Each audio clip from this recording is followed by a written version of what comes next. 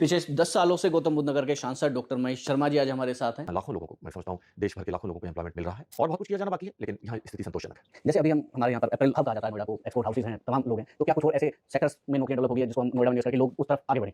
देखिए, अप्रैल हब होना ठीक है कि यहाँ अप्रैल का काम बहुत बड़ा है, लेकिन बाकी काम भी कम नहीं है।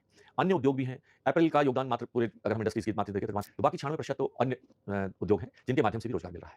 नोएडा में क्राइम सबसे बड़ा गंभीर विषय रहा है। हालाँकि अब रोड क्राइम कम होकर के कहीं साइबर और जो प्रॉपर्टी फ्रॉड जो बढ़ रहे हैं, तो उस दिशा में हम क्या काम कर रहे हैं और आगे क्या? देखिए, जो ये गुंडे बदमाशों का प्रदेश माना जाता था, खासतौर पर पश्चिमी उत्तर प्रदेश और ये गौतम बुद्ध नगर, आज माननीय मुख्यमंत्री योगी आदित्यनाथ जी के नेतृत्व में जो गुणात्मक परिवर्तन हुआ है, आज लोग विश्व के लोग यहाँ निवेश करने आने लगे हैं। लोगों के दिल में एक भयमुक्त वातावरण का विकास हो रहा है और मैं समझता हूँ कि आज कानून व्यवस्था की स्थिति देश के कई हिस्सों से बेहतर है। हाँ, ये मैं मानता हूँ, जब भी औद्योगिकरण होता है, जब भी कोई ऐसे शहर बसते हैं, तो उन शहरों में साइबर क्राइम और ये बढ़ते हैं, लेकिन उन पर भी कंट्रोल करने के लिए हमारी पुलिस व्यवस्था, कमिश्नरेट व्यवस्था आने के बाद इस क्षेत्र में बहुत बड़ा कानून व्यवस्था में सुधार हुआ हमारे क्वेश्चन्स हैं जैसे कि रोजगार की बात सबसे पहले आती है और नोएडा जो है वो रोजगार के लिए बहुत सारे लोग यहाँ पर हैं, लेकिन जैसे नोएडा का विस्तार हो रहा है, तो क्या रोजगार का किस तरह से विस्तार हम? है।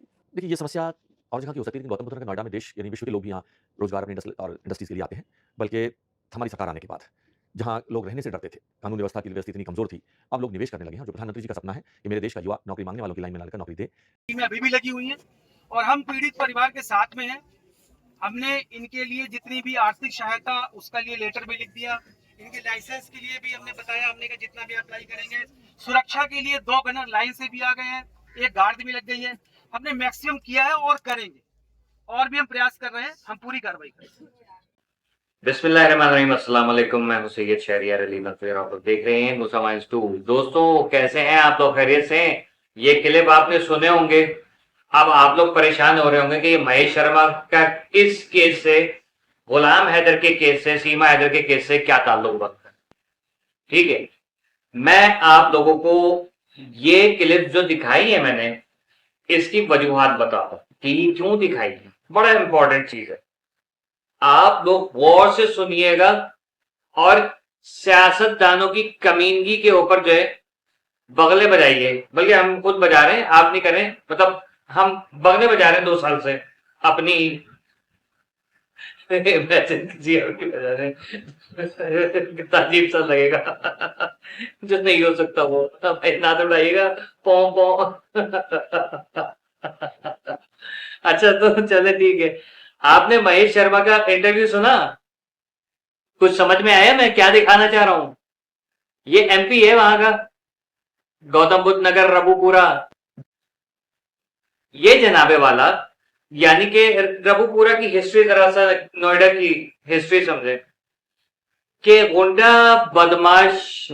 और बदमाशों का गढ़ सब जानते हैं, क्योंकि वहां पर मीना कम्युनिटी रहती है।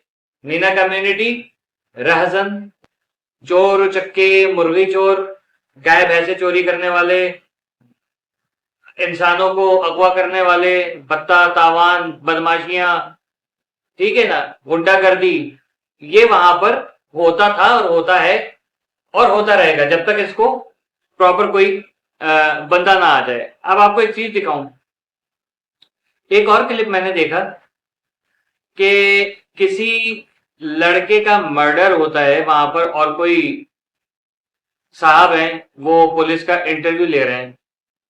ठीक है, वो भी आप लोगों ने देखा। स्टार्ट में मैंने वो भी लगा दिया। अब आप सोचिए कि ये दोनों चीजों का यहां पर लगाने का मकसद क्या है।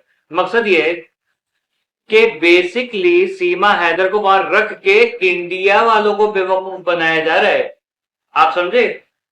इनका टारगेट क्या है? पाकिस्तान नहीं है, इस्लाम नहीं है। इनका बेसिक टारगेट है कि ये इतना अमन पसंद जगह है, इस कदर यहां खुशहाली है कि दूर दूर से लोग उठ उठ के यहां पर आके बिजनेस करें।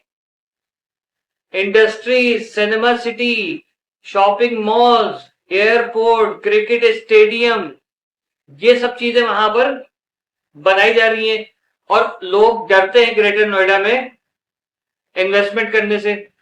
तो उन सबको दिखाया जा रहा है कि देखो, पाकिस्तान से एक औरत आई है, इसको इतना अच्छा लगा यहां पर, हमारा सिस्टम इतना अच्छा है, हमारा निजाम इतना अच्छा है, यह चीजें इतनी सस्ती हैं। पूरे इंडिया में अगर कोई चीज 10 रुपए की मिल रही है ना, यहां 8 आने की मिलेगी, 50 पैसे की। ठीक है, वो ये बता रहे हैं। और इस चीज से बेसिक हम लोगों को, पाकिस्तान से तो अपनी खुन्नस, इस्लाम से खुन्नस निकाल रहे हैं वो, लेकिन दुनिया को बता रहे हैं कि देखो, जितने भी हिंदू अमेरिका में, कनाडा में, बर्तानिया में, अफ्रीका में, अरब कंट्रीज में इन्वेस्टमेंट कर रहे हैं। अरे भाई बंद करो उससे, आप यहाँ हो, यहाँ इन्वेस्टमेंट करो, है तो अपने घर है जी, ये चीज की जा रही है। ठीक है, ताकि लोग कहें ओ हो वाकई में ये तो हो गया। अब पाकिस्तान से तो खुंदस में आएंगे, लेकिन साथ ही साथ उस जगह की मार्केटिंग हो रही है। ये जो एमपीए है महेश शर्मा और राजनाथ सिंह का बेटा, क्या है नाम था उसका, ठीक है, ये एमपीए, एमएलए, एमपी, पुलिस वाले, भूतनी वाले, सारे के सारे यही काम कर रहे हैं।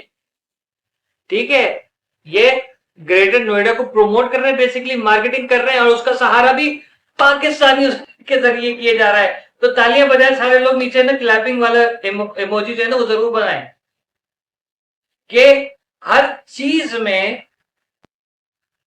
पाकिस्तान की जरूरत पड़ रही है, इन्हें पाकिस्तानियों की जरूरत पड़ रही है। इन्हें चोरियां डकैतियां होती थी, यहां ऐसा होता था, वो माफिया भाग गया है, और हमारे जो क्या कहते हैं योगी आदित्यनाथ है वो ये कहते हैं, वो कहते हैं। तो भाई अब पता चला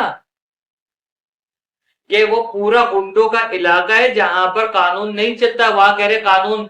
अभी आपने वो जो क्लिप मैंने दूसरा दिखाया आपको, जिसमें वो एक जूने के बालों वाला एक रिपोर्टर है, वो एक पुलिस वाले से सवाल कर रहा है। वो पुलिस वाला कौन है आप लोगों ने देख लिया, यही पुलिस वाला इधर का भी, जो मतलब आप देखे ना, कोई आपने अभी तक देखा सचिन के घर के पे जो आए हुए होते हैं, वहां आपने कांस्टेबल वगैरह देखे, ठीक है, कुछ खवातीन देखी अजीब अजीब से मुंह के, अल्लाह माफ करे, मैंने ऐसी भयानक औरतें, सॉरी टू से, ऐसी भयानक औरतें मैंने नहीं देखी। और वो जो तमिल मूवीज में, साउथ की मूवीज में हम लोग जो वो देखते हैं ना, क्या कहते हैं, जो उनके मोआना मूवी में जैसे मुआवी था ना, उसके हुलिये वाले जो लोग थे, ठीक है, उस टाइप के पुलिस वाले मैंने देखे। मैं बॉडी शेमिंग नहीं कर रहा हूं, मैं मतलब बताना चाहता कि मेरे पास मिसाल नहीं थी किस टाइप के, तो वो जो है वो पुलिस वाले आपको वहां पर नजर आ रहे हैं। आपको एसएचओ नजर आया वहां पर, वो शुरू में जो आया था वो बिल्कुल अलग थे, ये तो नजर ही नहीं आया अब यहाँ पर कि कभी कोई सिक्योरिटी के लिए नजर आ रहा हो। बेसिक ये बताना है कि भाई वो इतना सेफ है कि बाहर मुल्कों से जो औरतें लेकर आई जाएंगी, ये 400-500 जो अनमैरिड लड़के हैं, इनसे शादी करें, ताकि इनको और ज्यादा क्या कहते हैं और मार्केटिंग मिले इनको। पाकिस्तानी औरतों को लेके, पाकिस्तानी बच्चों को लेके मार्केटिंग की जा रही है।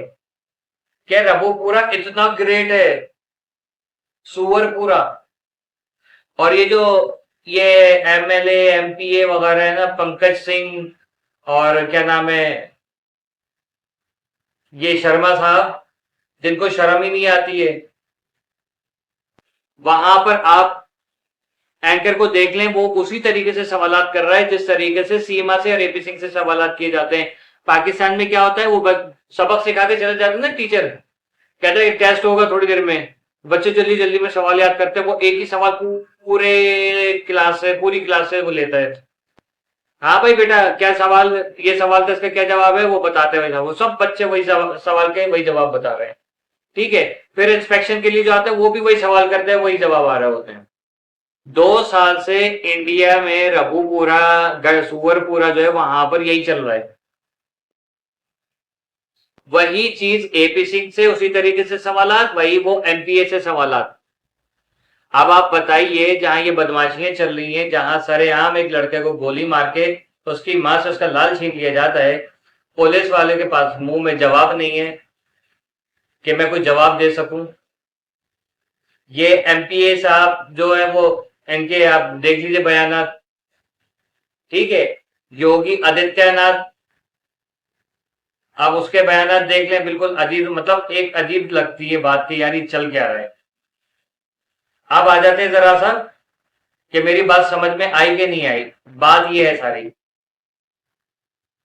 कि नोएडा को, ग्रेटर नोएडा को, रबूपुरा को प्रमोट किए जा रहे हैं इन्वेस्टमेंट के लिए, कि बाहर वो जितने इंडियन बैठे हैं सारे के सारे वापस आए, यहां पर आके इंडस्ट्रीज बनाइए, यहाँ पर आके जो है वो फिल्म सिटीज वगैरह बनाए या शूटिंग होगी। अब समझ में आया कि वो जो मोटा गंजा आया था सीमा को फिल्म की ऑफर करने के लिए, वो क्यों आया था।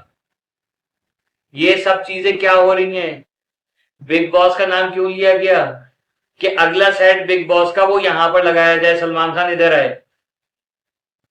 ये चालबाजियां चल रही हैं और उसके लिए इस्तेमाल पाकिस्तानियों को किया जा रहा है। अबे जाओ तो मारे हद होती है। मतलब मैं कहता हूं मैंने ऐसी घटिया सियासत कहीं नहीं देखी, इस कदर घटिया सोच नहीं देखी कि हम वो देखते थे ना बचपन में, वो जी टीवी पे इश्तिहार चलते थे, अंडे रोज अंडे खाना, वो कंपनी के अंडे, भाई हमारी कंपनी के अंडे बहुत अच्छे होते हैं खाइए। मतलब मुर्गी के अंडे अच्छे नहीं होते कि कंपनी के अंडे बहुत अच्छे होते हैं, ठीक है। अजीब अजीब किस्म की चीजें। वो रूपा ये अंदर की बात है तो जाहिर है इश्तिहार से बनते तो वो फिर रघुपुरा भी वैसा ही होगा ना भाई। सलूट है आपको, वो भी 21 तोपों की सलामी और 21 तोप रऊफ लाला की हूं, दुज हर धमाके पे ऊपर। अल्लाह हाफिज।